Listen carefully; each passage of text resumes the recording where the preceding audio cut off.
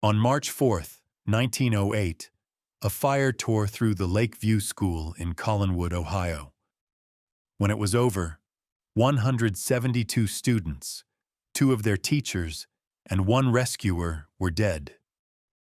As a horrified nation searched for answers, newspapers and the public were quick to find a scapegoat: the school's janitor. But what if the story we've been told for over a century isn't the whole truth? What if the fire wasn't a simple accident, but the result of a controversy that was deliberately swept under the rug? And what if the real story is much darker than we've been led to believe? But before we get into today's story, if you love detailed deep dives into historical disasters and tragic events that changed everything, then this channel is perfect for you. Because that's exactly what we specialize in, and I post new stories 3 to 4 times every week. So if that interests you, gently tap the like button and subscribe, and turn on notifications so you don't miss future uploads. It was Ash Wednesday morning, and the day at Lakeview School started like any other. Just after 9 a.m., with students settling into their lessons, a wisp of smoke was seen curling up from the basement. The fire alarm sounded, and then chaos. Panic erupted as smoke and flames exploded through the building. In less than an hour, the 3-story school, with its oiled wooden floors and open staircases, collapsed into its own basement. All that was left was a hollowed-out brick shell. In the frantic search for someone to blame, all eyes turned to Fritz Herter, the school's janitor. He was an immigrant, a working-class man, an easy target. Newspapers pushed the theory that he'd been careless, maybe running the school's boiler too hot. Some even hinted he was lazy. One grieving father became so convinced of Herter's guilt that he went to the janitor's house to kill him, forcing police to put Herter and his family under guard. The narrative was simple and satisfying: a tragic accident caused by one man's negligence. But Herter was devastated.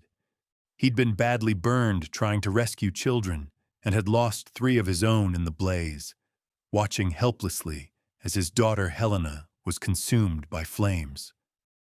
His testimony was confused, contradictory, the words of a man completely shattered by trauma. For a moment, the world was content to point its finger at the janitor. But this was far from the end of the story. It was just the beginning of the cover-up.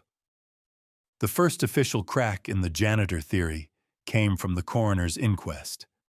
After a brief investigation, Coroner T.A. Burke delivered a verdict that satisfied no one. He refused to hold any single person accountable. Not the school board, not the architects, and not Fritz Herter. Instead, the report concluded that the fire was caused by conditions. The probable cause? Heating pipes that ran too close to exposed wooden joists, which eventually ignited the building's timber frame. This verdict was a bombshell. To the grieving parents and an outraged public, blaming conditions felt like a deliberate dodge of responsibility. One father was quoted in the press asking, "The janitor is not to blame. The inspectors are not to blame. In the name of high heaven, who is to blame for the slaughter of our children?" He would never get a direct answer. The coroner's report, while officially clearing the janitor, opened up a much more disturbing question. If the school's conditions caused the fire, who was responsible for creating those conditions? The focus started to shift from the man in the basement to the very design of the building and the people who had signed off on it. The truth wasn't that one man had failed. It was that the entire system had. The real, darker truth begins with the school's architecture. On paper, Lakeview was a modern 3-story brick building, but its bones were made of kindling.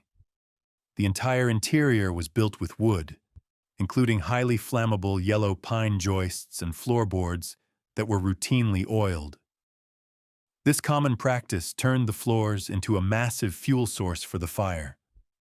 The building's design practically guaranteed the flames would spread. It had open stairways running from the basement to the top floor, with no fire doors to slow a blaze down. When the fire started in the basement, this created a chimney effect, sucking flames upward and turning the stairwells into inescapable towers of fire in minutes. That sturdy brick exterior? It gave the illusion of safety, but all it really did was trap the heat inside, turning the school into an oven.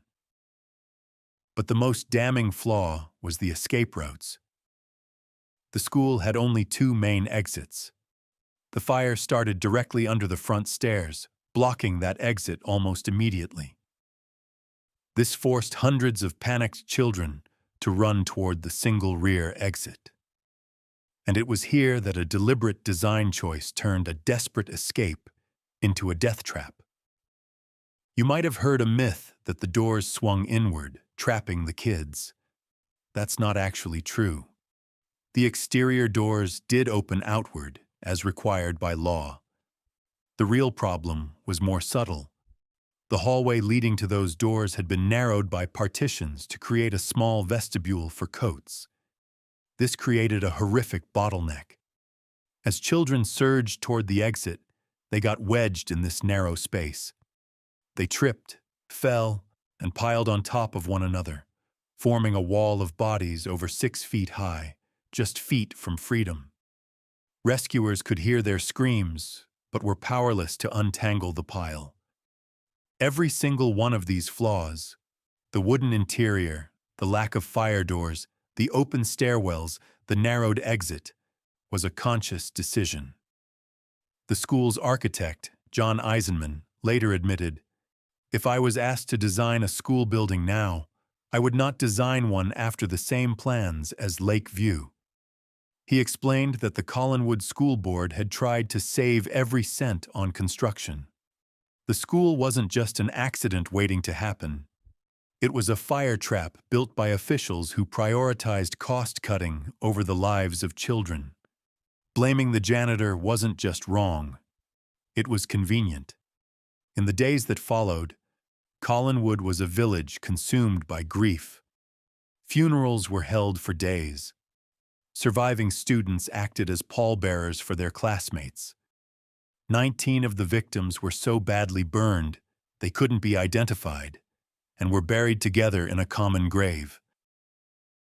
The horror of what happened sent shockwaves across the United States and the world. And it sparked a revolution. The Collinwood fire became a rallying cry for fire safety reform. A horrified public demanded change. In the months and years that followed, cities and states overhauled their building codes, especially for schools. Those conditions the coroner had blamed. They were systematically dismantled by new laws. Open stairwells were required to be enclosed. Fire-resistant materials like steel and concrete became mandatory. And perhaps most famously, the tragedy led to the widespread use of panic bars on exit doors, designed to open with a simple push so a panicked crowd could never get trapped again. The village of Collinwood itself was a final victim. Having proven it couldn't protect its own, the village voted to be annexed and became part of Cleveland in 1910. The land where the school once stood is now a memorial garden. A new fire-resistant school was built next door, a quiet testament to the lessons learned. The story of the Collinwood School fire is a haunting reminder of how a convenient lie can bury a complex and disturbing truth. For over a century, the blame was quietly placed on one man, Fritz Herter, who wasn't just innocent. He was a hero who suffered an unimaginable loss. The real story is that the fire wasn't an accident. It was an inevitability. The direct result of a system that chose to save money at the risk of children's lives. The officials and architects who approved the school's design were never held accountable. Their failure was swept under the rug, hidden behind a vague verdict and the scapegoating of a janitor. But the legacy of the 175 victims is not just one of tragedy. Their deaths forced a nation to confront its own negligence. The fire safety regulations born from Collinwood's ashes have undoubtedly saved countless lives. The children of Lakeview School died because of a building that was designed to fail them. And in their memory, we build them safer. What do you think is the greater injustice, the event itself, or the cover-up that follows? Let us know your thoughts in the comments below.